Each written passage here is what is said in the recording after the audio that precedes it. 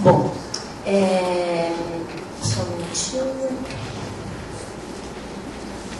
Eu vou... Ah, que ótimo, tecnologia aqui. Bom, como meus colegas, né, Jean-Paul e Cíntia, contextualizaram a pesquisa do ponto de vista internacional, né, e depois do ponto de vista, né, da pesquisa brasileira, isso ajudou, eu vou poder pular algumas questões, né. Talvez eu completaria apenas dizendo que aqui no Brasil, na verdade, essa pesquisa se deu um pouco no interior de 3 projetos, né, o projeto coordenado por Jean-Paul Thibault, né, que reuniu essa equipe internacional, financiado pelo CNRS, o projeto CAPES-COFECUP, coordenado pelo professor Carlos Celso do Amaral e Silva, da Faculdade de Saúde Pública, né, e um acordo, na verdade, que eu coloquei que está em tramitação e que está um pouco travado, né, no que a gente está fazendo. Bom, só para... uma outra visão, né, justamente do triângulo, digamos assim, da pesquisa que a Cíntia realizou, né, entre a Praça da República, número 1, né, número 2 e 3, a Vieira de Carvalho, Largo de Arouche, e número 4, a Praça Júlio de Mesquita. Eu queria reforçar, né, o que a Cíntia colocou, que de fato são 15 entrevistas e de uma riqueza muito grande, então inclusive com essa pesquisa que a gente realizou, a gente conseguiu explorar mais um pouco, mas de fato tem muitas questões, né, a serem exploradas. O que eu vou apresentar aqui, então, é a parte da pesquisa desenvolvida pela equipe do LabEURB, né, que diz especificamente, né, na área de saber urbano e linguagem, que diz especificamente a tentativa de definição da noção de ambiência, né, nessa área a partir dos pressupostos da análise do discurso. Porque justamente uma das questões, né, dessa pesquisa internacional era a tentativa de definição multidisciplinar dessa noção. Bom, então, eu vou colocar algumas questões iniciais, né, dessa questão, procurando levantar algumas questões alguns pontos em comum entre a fenomenologia que sustenta a definição de ambiência, tal como trabalhada pela equipe do Cresson, e a análise do discurso. Então, que não são campos idênticos, mas temos qualquer possibilidade de conversa, de convergência. Bom, são 3 pontos principais, então eu vou tentar fazer essa definição para depois tentar encontrar alguma chave de interpretação, né, desse espaço público, dessa ambiência. Bom, a primeira das questões,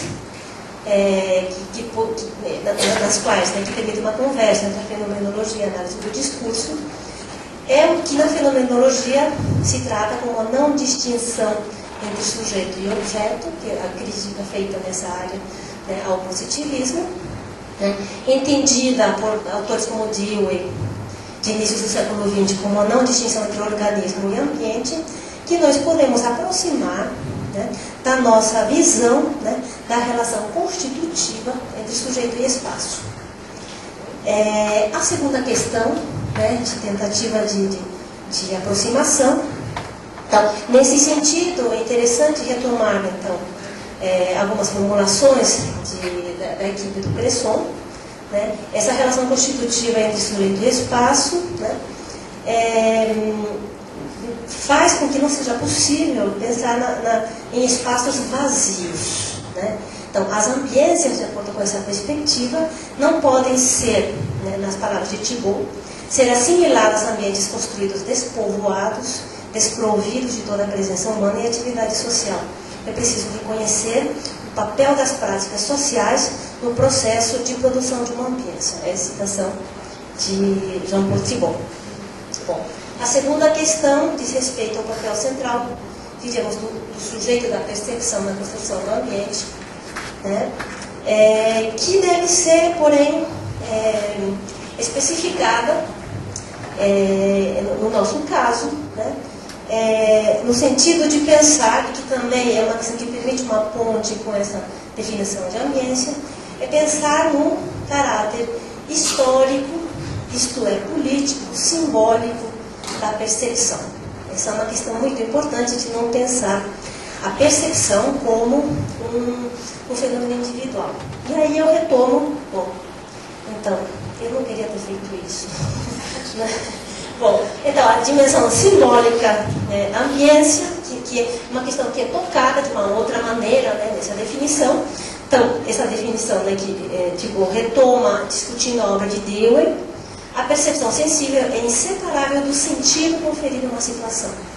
Então, essa questão, ao mesmo tempo, essa questão é histórica, né, o que é percebido não é um conjunto de estímulos discretos decorrentes de um trabalho de integração do cérebro, mas antes objetos e eventos já dotados de significação, escritos numa história e no contexto. Isso é sempre discutindo Dewey. Como vemos, aqui temos uma entrada para pensar na questão da memória discursiva, da memória histórica, que afetam a percepção individual, entre aspas, dos sujeitos. É bom. E, finalmente, claro, associado a tudo isso, o caráter, a explicitação do caráter social e político, né, que nós vemos na definição, nessa outra passagem, também de Thibault, né, para Dewey, o hábito, que é o modo de, justamente, um conceito, uma noção utilizada para ver como o sujeito vivencia uma ambiência, o hábito não consiste numa resposta individual às solicitações do mundo, mas opera, pelo contrário, a nível do coletivo. Os hábitos não são partilhados na medida em que eles se escrevem mais amplamente no conjunto de costumes e de instituições específicas a uma forma de vida social. O hábito emerge sobre a base de regras e restrições constitutivas da vida em comum. Em particular, nossas maneiras de sentir e de qualificar uma situação seriam filtradas pelas injunções sociais relativas ao funcionamento de uma sociedade em seu conjunto. Bom, então aqui pensar justamente na inscrição necessária do sujeito numa história, instituições, em certas formas de vida social, né? E como é isso que determina a percepção, né?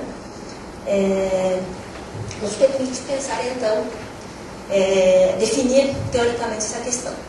Bom, pensando mais especificamente, nos aproximando desse nosso objeto de pesquisa específico, eu queria propor uma questão que é, para nós aproximar, a questão da percepção do movimento no espaço que constitui a ambiência. E aí eu vou aproximar justamente como o movimento é percebido nesse espaço público específico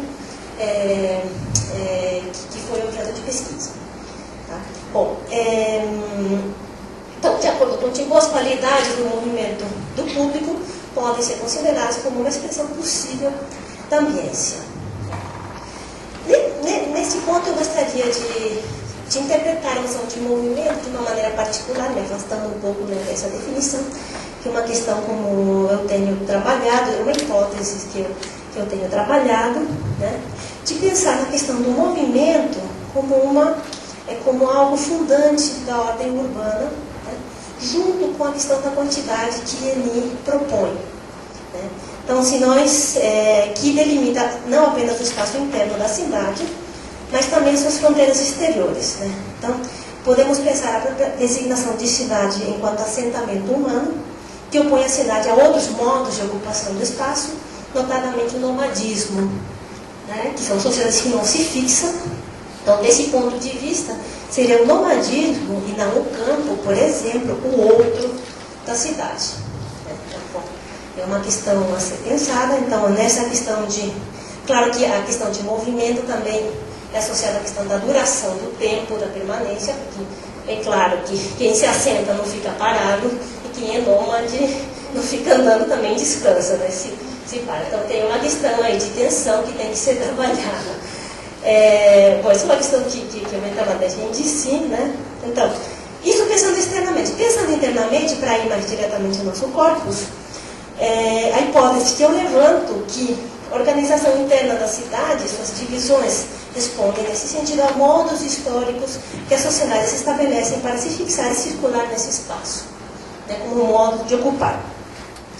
Nas sociedades capitalistas ocidentais contemporâneas, essa organização responde, entre outras coisas, à divisão histórica público-privada, das transformações que essa divisão sofre ao longo do tempo.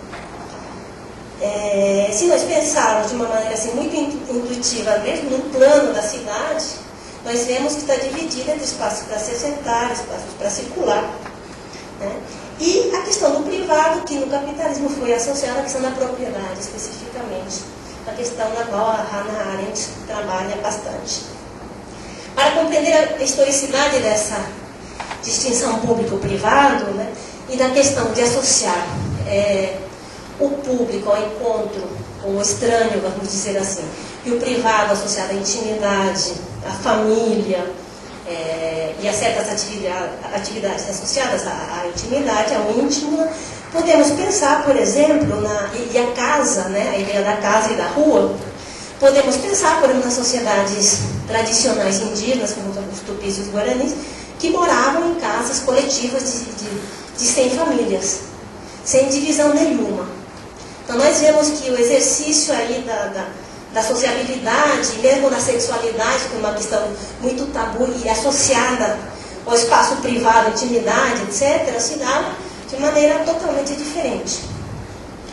Bom, a minha hipótese, na verdade, essa hipótese eu reconstruí, depois eu vou mostrar, a partir da minha experiência, né, como pesquisadora no espaço, para ver como analisar, né, isso que a gente sente, né, na ambiência, é que precisamente a desestabilização, a crise dessa posição público-privada e suas fronteiras é um dos principais conflitos, tanto da sociedade contemporânea, mas que se manifestam, se materializam nesse espaço específico que a gente vê. Então, o que é percebido, a percepção desse espaço, o que é considerado justo, injusto, adequado, ou impróprio, ilegal, desejável, indesejável, está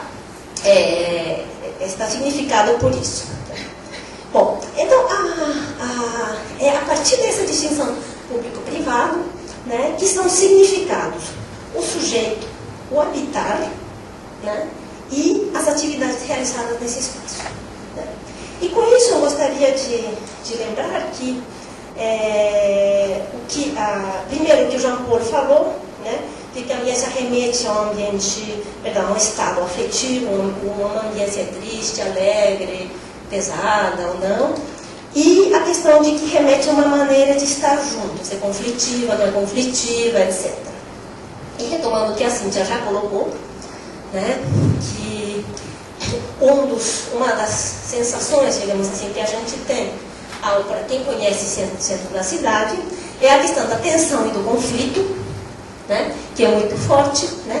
E a segunda questão, que é bastante trabalhada no trabalho da equipe da saúde ambiental, né, é a questão da decadência, o deterioro, a degradação desse espaço. São essas duas questões, né, muito fortes.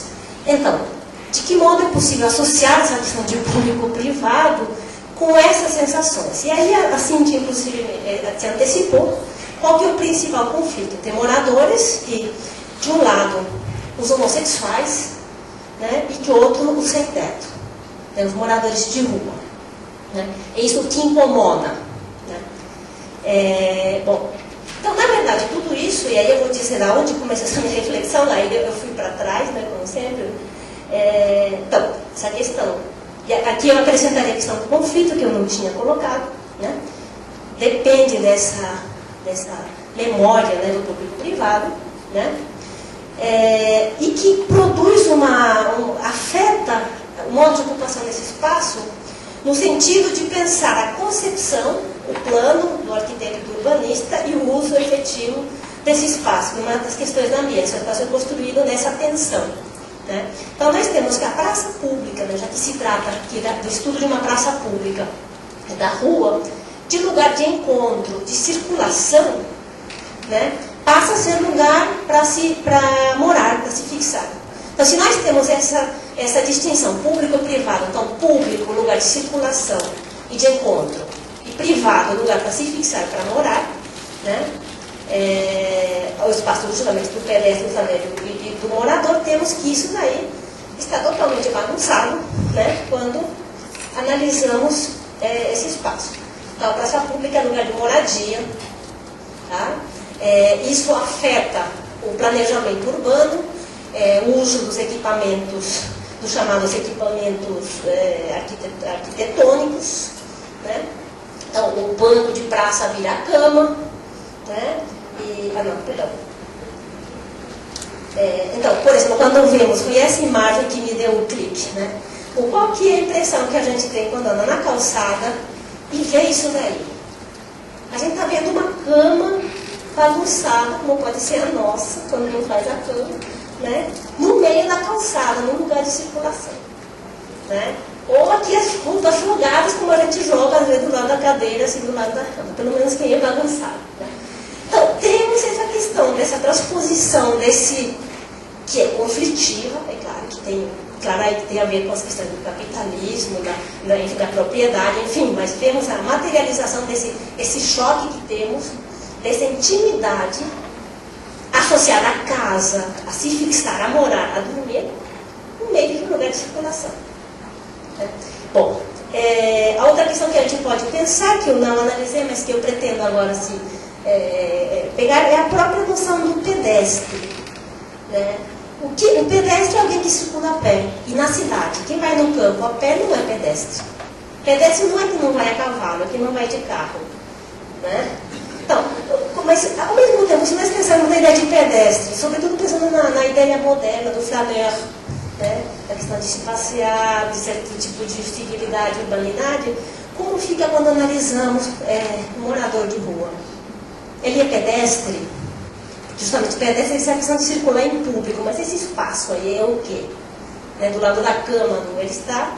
E de fato eu acho que é uma questão a analisar mesmo em termos visuais, né? Seria interessante ver a qualidade do movimento desses diferentes personagens. E de fato às vezes nós vemos quando o cara está levando, eu já vi bastante isso, o cara levanta, espreguiça. Ele não está no movimento público, ele está na intimidade de sua casa. Levanta, vai daqui para lá, como quem vai do quarto para a cozinha. Não como quem atravessa uma rua no meio de carros. Bom, então, quais são, nós temos aqui imagem, porque toda essa pesquisa engaja toda uma relação entre a linguagem verbal e não verbal, que tem que ser trabalhada, né? Não trabalha diretamente, mas nós vemos aqui isso em imagem.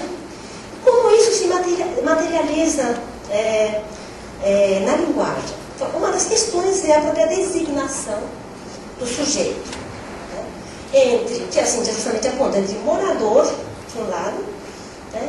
Que é proprietário, inquilino, né? E morador de rua, invasor, ocupante. Então, nós vemos que essa questão de público e privado da propriedade significa o sujeito de acordo com o modo como ele está. Isto é, se ele mora num espaço privado, como proprietário ou pagando por isso, né, está dentro das normas, é legal, etc. Né, e é designado como morador. Se ele não paga, é designado como invasor, ocupante, enfim, a questão, claro que há conflitos nas posições. Né? Então, eu tinha dito que justamente essa distinção se vê no modo de designar o sujeito, no modo de... Só um minutinho. O modo de designar o habitar, né? E o modo de qualificar as atividades. Então vamos ver rapidamente, já estou acabando, né? Essa questão da legitimidade de estar nesse espaço, né? De usufruir dele, então morador, né? Numa entrevista com o vendedor ambulante, a praça é importante, porque onde os moradores se encontram. Os moradores estão conversando, estão na praça, estão usando o que é deles. Né? Aqui é frequentado pelos moradores. Moradores eu estou mostrando para a senhora porque é um lugar que eu acho bonito. Então nós vemos essa avaliação, essa percepção, esse senso estético do que é bonito, não bonito, olhando, né? E é bem diferente da outra passagem que a Cíntia falou, né, isso, uma favela, essa imagem tem que ser apagada, né, diretamente. Bom, a outra questão, são apenas algumas pontas de análise, o modo de designar o habitar, né, existe uma instabilidade, uma deriva, né, uma disputa, né, entre morar, ocupar e invadir. Bom, aqui temos a entrevista com uma líder da ocupação do prédio, né? Então, Ana, você mora no Hotel Urca? Né? Isso, no antigo Hotel Urca. Hoje nós ocupamos esse prédio. Eu morava no Brás, aí eu resolvi ocupar para morar. E descobri que muitas pessoas ocupam para morar. E aí, quando nós entramos, não nos queriam mais, fizemos a assembleia aqui, na invasão, como eles dizem. Então, é claro que nesse modo de designar, não há apenas um lugar, existe essa disputa, né? E essa instabilidade, essa deriva do modo de habitar chega a extremos quando chegamos na entrevista do Sem Teto. Que é uma questão realmente aí, realmente parabenizo a Cíntia, né, com esse jeito quieto e calmo, porque ela sabe fazer falar. Então as entrevistas são riquíssimas, né, e é muito realmente você vê a voz do cara lá falando em primeira pessoa, poderíamos dizer em primeira pessoa e não sendo falado. Isso é muito forte. De fato, o dia que eu trabalhei com essa entrevista, eu fiquei muito afetada, né? Depois a gente volta para a psicose cotidiana, né? De sobrevivência. Então, nós temos eu vou mostrar apenas um exemplo, mas temos uma estabilidade muito grande entre morar, viver, ficar, dar um tempo, dar um check-up, dormir, comer, cozinhar ou pegar uma comida. Então, vamos ver. Você dorme aqui atualmente? Não, não durmo. Só que como, eu durmo em qualquer canto. Bem, outro trecho. Bem, morar eu não moro, né? Porque a gente se dá só um tempo aqui. Dá um tempo, só um tempo. Porque morar mesmo a gente não mora. A gente cozinha, a gente dá, sabe, dá um check-up. Aí vai, aí pega uma comida. Então, não tem nome para o que é estar nesse espaço aí. É uma questão, né? Bom, e aqui de novo, se eu falasse para você me mostrar os lugares onde você mora, o que você me mostraria? Onde eu moro. Vou falar a verdade, não tem lugar não. Moro em tanto canto, eu mostro tudo. Tem aqui, tem ali, tem ali, tem aquilo. Eu moro aqui, moro ali, etc, etc. Bom, e por último, né, a percepção, né, das atividades no espaço, o que é próprio e próprio também, remetidas a essa distinção público-privado. Enfim, é a última. Nós são 19 minutos. Estou com o relógio aqui. Bom, então nós temos, né, as atividades associadas ao espaço público e espaço privado, entre outras, né, entre outras atividades. Então, sentar-se nos bancos, conversar, assistir espetáculos, assistir uma missa, brincar, jogar bola, andar de triciclo. Né? E no espaço privado de moradia, dormir, cozinhar, né? E eu diria realizar atividade sexual. Né? Porque justamente os personagens de maior conflito, como a Cíntia já falou, são os que não tem onde morar, então dormem e cozinham na rua, que dormir e cozinhar, a gente pode comer e pode até dormir num café assim, mas é outro jeito de dormir, né? Mas isso associado à intimidade da casa, do lar, etc. E a questão de fazer sexo também é associada à questão da intimidade e que é a interdição do público. E o banheiro, sem contar com isso, né? Que é outra questão da questão. Bom, então, aqui essa passagem a gente já falou. Então, temos a questão, né, que afeta o uso dos equipamentos urbanos, como diriam os urbanistas. Temos aqui o chafariz na Praça Júlio de Mesquita, com os meninos que dormem e se drogam, né, nessa praça. Isso foi tirado lá do edifício do século XXI, daquele edifício invadido, né, se não me engano. Bom, então aí tem a questão justamente do que é impróprio, do que é feio, né, dessa avaliação, né, antes, né, de ter ação local. Essas crianças de rua dormiam dentro do chafariz, fumam esse negócio de crack, né, e tudo isso associado à sujeira, né, o pessoal da prefeitura fez com que eles tirassem, Saiu um caminhão de entulho, de papelão, de sujeira, né? Fizeram eles limparem tudo. Né? Bom, de um lado isso, né? A percepção, digamos, negativa disso, e por outro, né? O que é percebido de maneira própria. Né? Então eu tenho certeza, porque diz assim, muita criança não tem lugar para brincar, aí eu consegui fazer, uma ativista aí do bairro, consegui fazer uma rua de lazer, fechar a rua. Então, por exemplo, fechar um espaço público para brincar, sim, porque as crianças não têm onde brincar. As pessoas que não têm onde morar não podem fechar a rua. Tem essa distinção bem, né? Jogar bola, andar de triciclo, e aqui também. Eu consegui mudar o espaço, trouxe um palhaço, um padre, foi uma beleza, as pessoas vinham, desciam. Gente que nunca desceu, isto é, são moradores, mas nunca desceram, né? Sentavam nos bancos, olha que lindo, criança brincando, gente conversando, e não gente se drogando, dormindo, cozinhando, etc. Bom, então é um pouco isso, um gostinho de algumas questões, né, nessa tentativa de definir uma problemática que é nova, né, para a gente. Muito obrigada.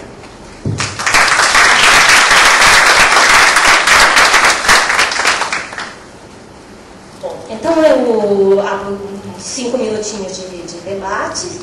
Por favor. Sim. Então, numa cidade que vocês estão pesquisando, a questão dos instrumentos, a tecnologia móvel, afetando a ambiência, né? A pessoa com celular, autógrafo. Aqui no Brasil, na praça, provavelmente não teria muito ser feito para discutir, mas nos outros países, né? Por exemplo, a equipe de Jean Paul tem toda uma análise sobre isso, sobre o que significa, por exemplo, o sujeito que se desloca com o Walkman, por exemplo, pela calçada. Com certeza. Aí é interessante ver, né, essa questão da realidade sociocultural, né, como dizer, política, como o rapaz, né, que fazia o trabalho sobre Bonn, ele falava da percepção da ambiência perigosa, né?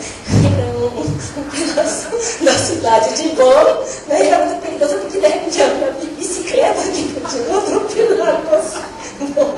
Eu estou rindo, vocês entendem por quê, né? Isso era, o alemão era ambiência perigosa, né? Eu já tirei muito sarro, né? A gente riu muito a respeito. Ah, é perigosíssimo.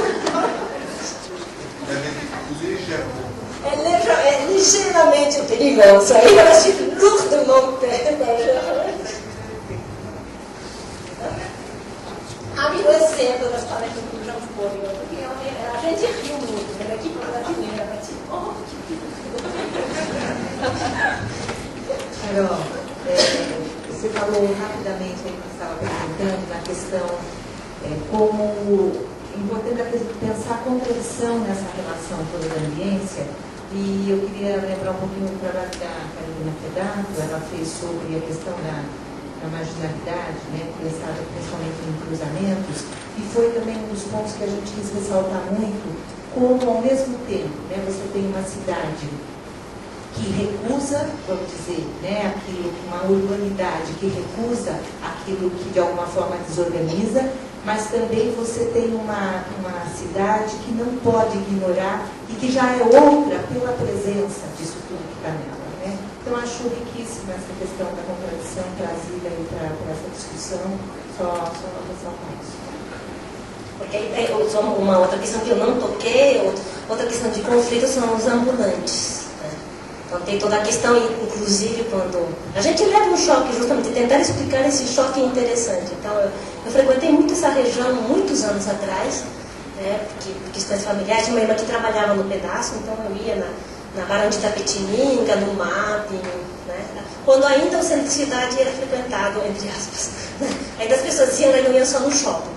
Eu fiquei 10 anos sem ir, eu fui e vim invadindo das barraquinhas. Dá um choque agora. Qual que é esse choque, justamente, né? Exercer atividades econômicas em lugar de circulação. Enfim, eu estou puxando essa aqui para o meu lado, mas enfim, é uma das chaves possíveis, né? Essa questão do público-privado da propriedade, né? Eu acho que só ressaltar, parabenizar o grupo pela, acho que é um trabalho riquíssimo, essa noção de ambiência, uma noção muito, né, que eu acho muito produtiva, certamente vocês vão ter resultados belíssimos.